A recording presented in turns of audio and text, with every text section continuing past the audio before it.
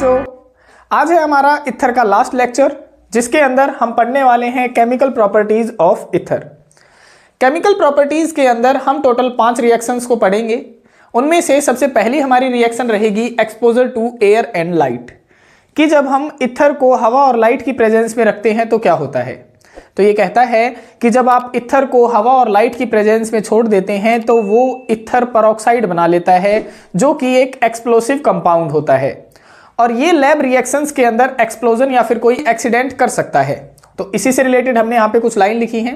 ये कहता है the ether get oxidize by air in light, कि हवा की प्रेजेंस में और लाइट में जो ईथर होगा वो ऑक्सीडाइज हो जाएगा टू फॉर्म ईथर पेरोक्साइड, और वो क्या बना लेगा, ईथर पेरोक्साइड बना लेगा, विच आर एक्सप्लोसिव, जो कि एक्सप्लोजन क्रिएट कर सकता है, जो कि मतलब जैसे बम सा नहीं फूट जाता है उसको कहते हैं explosion, and may cause accident in lab, और लैब के अंदर कोई भी एक्सीडेंट ये कर सकता है। तो अब हम इसकी रिएक्शन देख लेते हैं कि रिएक्शन किस तरीके से चलेगी। तो हम सबसे पहले यहाँ पे ईथर बना लेते हैं। देखो CH3 CH2O CH2, इसे हम लिख देते हैं इस तरीके से CH2 CH3, ये बन गया हमारा ईथर। और इस ईथर का नाम क्या है, तो आप इस ईथर का नाम बताएंगे इथोक्सी इथेन। वैसे तो ये ईथर है और यहाँ पे इसका नाम भी बता सकते हैं आप, नाम है इसका इथोक्सी इथेन। एग्जाम के अंदर जब आप कोई भी रिएक्शन लिखते हैं तो हर कंपाउंड के नीचे उसका नाम लिखा करें, इससे आपके एग्जाम के अंदर पूरे मार्क्स आ सकते हैं। ठीक है, तो यहाँ पे जैसे ही हम इसको हवा की प्रेजेंस में और लाइट की प्रेजेंस में रखेंगे, देखो जैसे हमने ये ऑक्सीजन डाल दी, ऑक्सीजन का मतलब है हमने यहाँ पे हवा में रख दिया इसको, ठीक है, और ये HNO का मतलब होता है लाइट। तो लाइट के प्रेजेंस में ये दोनों ऑक्सीजन के मॉलिक्यूल क्या करेंगे, इस कार्बन और हाइड्रोजन के बीच में आके फिट हो जाएंगे। देखो इस तरीके से CH3 CH2O C OOH H और CH3। देखो यहाँ पे देखो पहले हाइड्रोजन था, अब इनके बीच में मैंने दोनों ऑक्सीजन फिट कर दिए। ठीक है, तो अब जो ये कंपाउंड बनता है इसे कहा जाता है ईथर पेरोक्साइड, ईथर पेरोक्साइड। और ये नेचर में कैसा होता है, तो इसका नेचर काफी ज्यादा एक्सप्लोसिव होता है, जो लैब के अंदर एक्सीडेंट कर सकता है। ठीक है, तो ये थी हमारी सबसे पहली केमिकल प्रॉपर्टी। अब हम नेक्स्ट देखते हैं।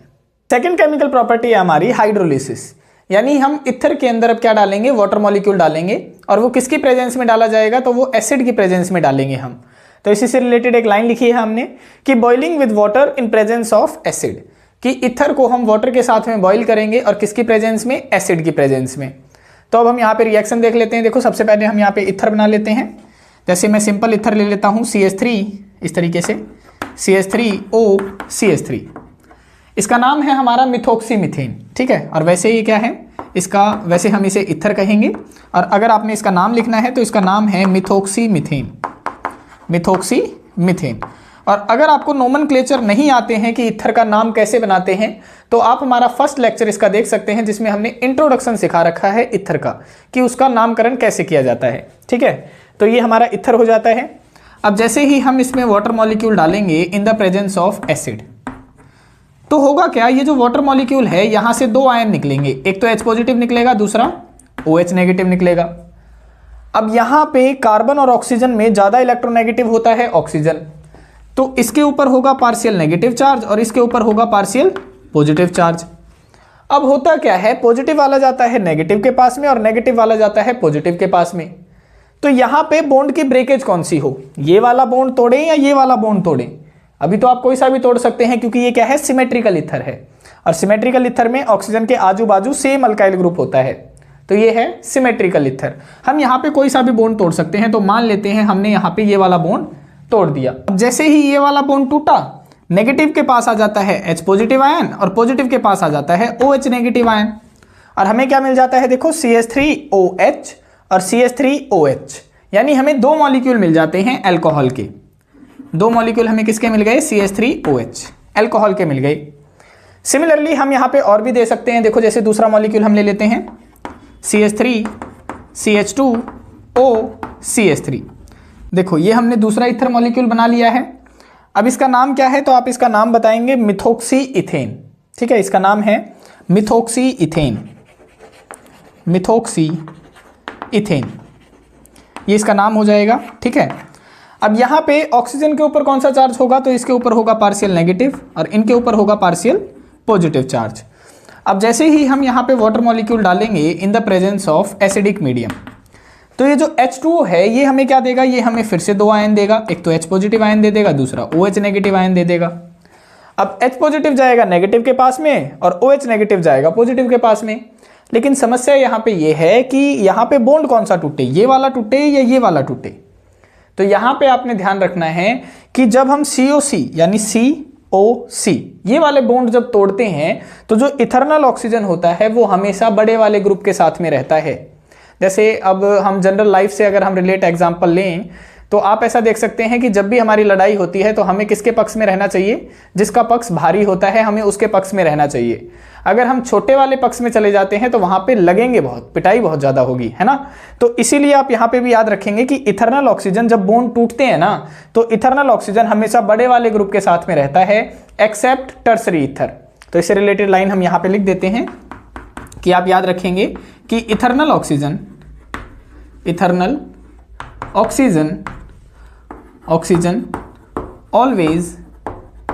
always remains with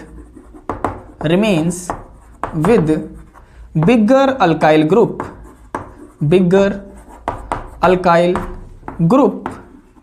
except tertiary ether.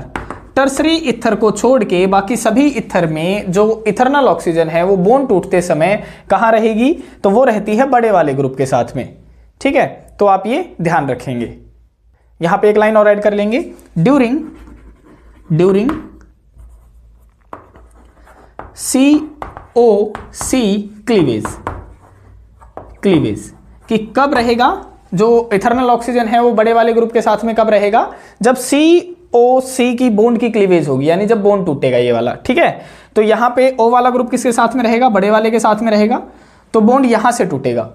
अब जब बॉन्ड यहां से टूटेगा तो H वाला किसके पास में जाएगा, H पॉजिटिव जाएगा नेगेटिव के पास में, यहां पे आ जाएगा।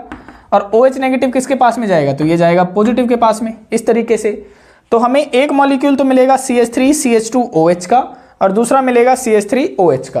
तो आप यहां पे लिख देंगे CH3CH2OH और दूसरा मॉलिक्यूल हमें मिल गया CH3OH का। इसका नाम है इथेनॉल और इसका नाम है मिथेनॉल। ठीक है, तो ये हमारी सेकंड केमिकल प्रॉपर्टी थी। अब हम नेक्स्ट देखते हैं।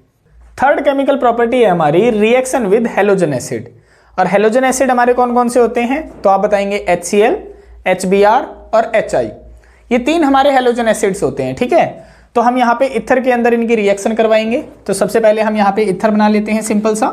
ये हमने बना लिया CH3OCH3, ये हमारा इथर हो गया। ऑक्सीजन के ऊपर होगा पार्शियल नेगेटिव चार्ज और इनके ऊपर होगा पार्शियल पॉजिटिव चार्ज, ये हमने बना लिया। और यहाँ पे आप तीनों में से कोई भी इस्तेमाल कर सकते हैं। हम मोस्टली यहाँ पे लेके चल रहे हैं HI in the presence of heat. जैसे ही हम इसकी रिएक्शन करेंगे तो H के ऊपर होता है पॉजिटिव चार्ज और I के ऊपर होता है नेगेटिव चार्ज। तो यहाँ पे सिमेट्रिकल इथर होने की वजह से आप कोई सा भी बॉन्ड तोड़ सकते हैं। तो हम यहाँ पे इधर वाला बॉन्ड तोड़ लेते हैं, तो पॉजिटिव वाला चला जाएगा नेगेटिव के पास में और नेगेटिव वाला चला जाएगा पॉजिटिव के पास में। तो यहाँ पे नेगेटिव के पास चला गया पॉजिटिव वाला और पॉजिटिव के पास आ गया नेगेटिव वाला।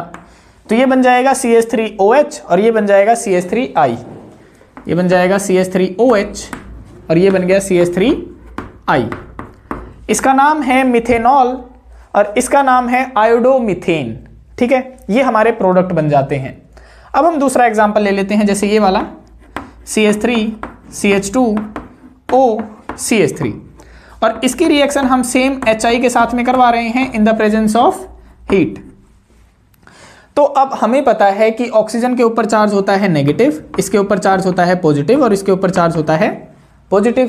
तो अब आप यहां पे कौन सा बॉन्ड तोड़ेंगे, तो आपने ध्यान रखना है कि बॉन्ड तोड़ते समय इथर्नल ऑक्सीजन हमेशा बड़े वाले ग्रुप के साथ में रहती है एक्सेप्ट टर्सरी ईथर, सिर्फ टर्सरी ईथर को छोड़ के। तो ये तो हमारा प्राइमरी ईथर है। तो आप यहां पे क्या करेंगे, देखो ये है हमारा प्राइमरी ईथर और यहां पे आप बॉन्ड तोड़ेंगे ये वाला, क्योंकि इथर्नल ऑक्सीजन किसके पास रहेगी, बड़े वाले ग्रुप के पास में रहेगी। तो H पॉजिटिव आ जाएगा नेगेटिव के पास में, यानी ये आ जाएगा यहां पे, ये इधर आ जाएगा और नेगेटिव वाला आ जाएगा इस वाले CH3 के पास में, ये आ गया नेगेटिव वाला। तो ये बन जाएगा CH3CH2OH एंड CH3I।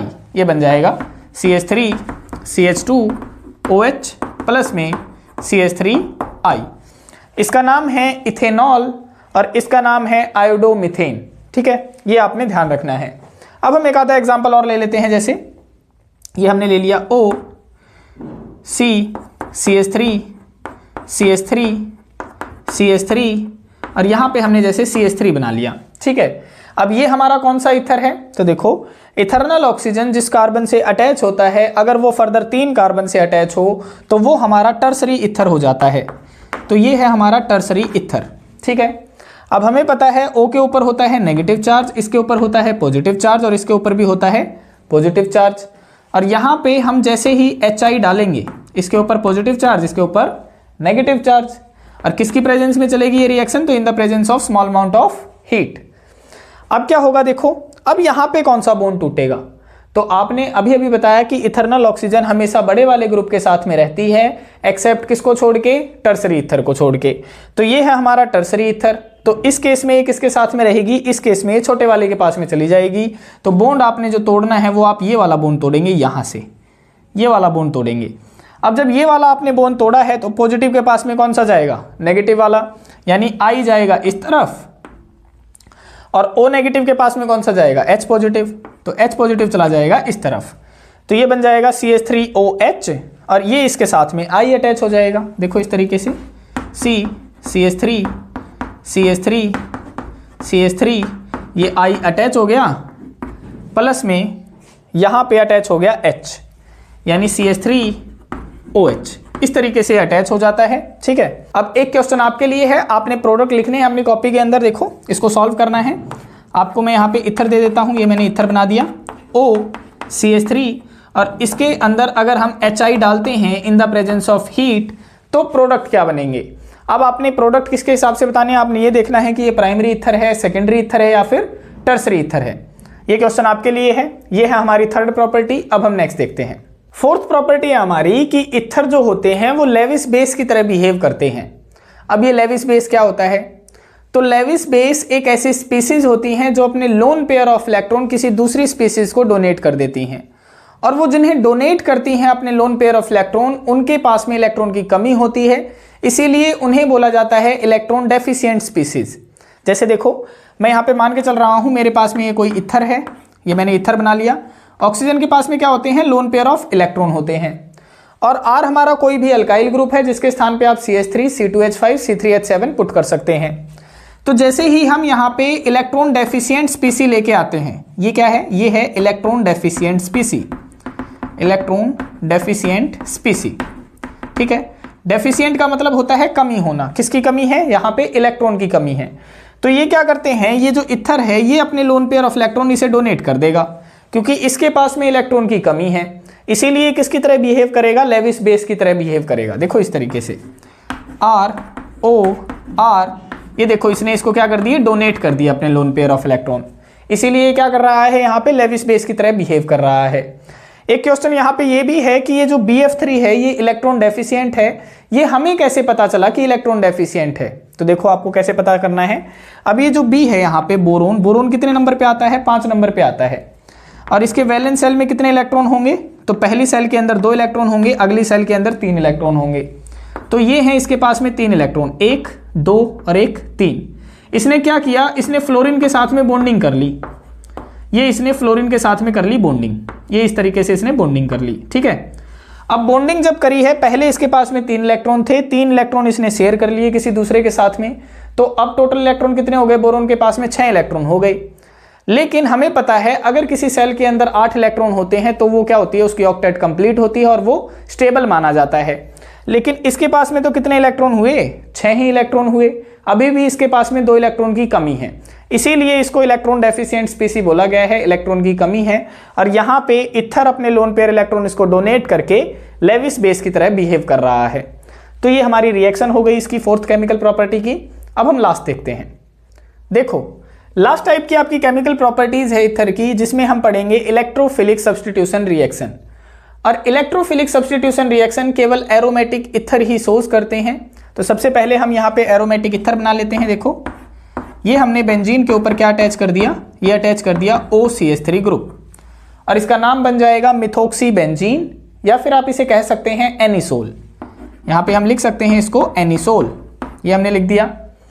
अब होता क्या है यहाँ पे, ये जो OCH3 यानी मिथोक्सी ग्रुप लगा हुआ है, इसका जो अफेक्ट होता है वो होता है प्लस आर अफेक्ट। ये आपने 11th क्लास में पढ़ा होगा, प्लस आर अफेक्ट यानी प्लस आर यानी रेजोनेंस अफेक्ट। ये क्या करते हैं, ये ऑर्थो और पैरा पोजीशन के ऊपर जो इलेक्ट्रॉन डेंसिटी होती है उसको बढ़ा देते हैं। देखो ये वाली जो पोजीशंस होती है ना, ऑर्थो वाली और पैरा पोजीशन, इन पे इलेक्ट्रॉन डेंसिटी को बढ़ा देते हैं। अब जब ये इलेक्ट्रॉन डेंसिटी बढ़ा देंगे तो आने वाला जो इलेक्ट्रोफाइल है वो केवल इन पोजीशंस पे अटैक करता है, क्योंकि इसका अफेक्ट कौन सा है, प्लस आर अफेक्ट है, इसीलिए इनकी इलेक्ट्रॉन डेंसिटी बढ़ गई है, यानी इनके ऊपर आ चुका है नेगेटिव चार्ज। और नेगेटिव चार्ज आने की वजह से आने वाला इलेक्ट्रोफाइल केवल इन पोजीशंस पे अटैक करेगा। तो सबसे पहली जो हमारी रिएक्शन है उसके अंदर हम डालते हैं कोई भी हेलोजन आप डाल सकते हैं, क्लोरीन, ब्रोमीन, ठीक है। हम यहाँ पे ब्रोमीन डाल लेते हैं। देखो जैसे ही मैंने यहाँ पे ब्रोमीन डाला in the presence of anhydrous AlCl3, ये हमने यहाँ पे डाल दिया। अब जो ये ब्रोमीन है इसको मैं ऐसे लिख सकता हूँ, देखो ब्रोमीन इंटू ब्रोमीन, ये हमने लिख दिया।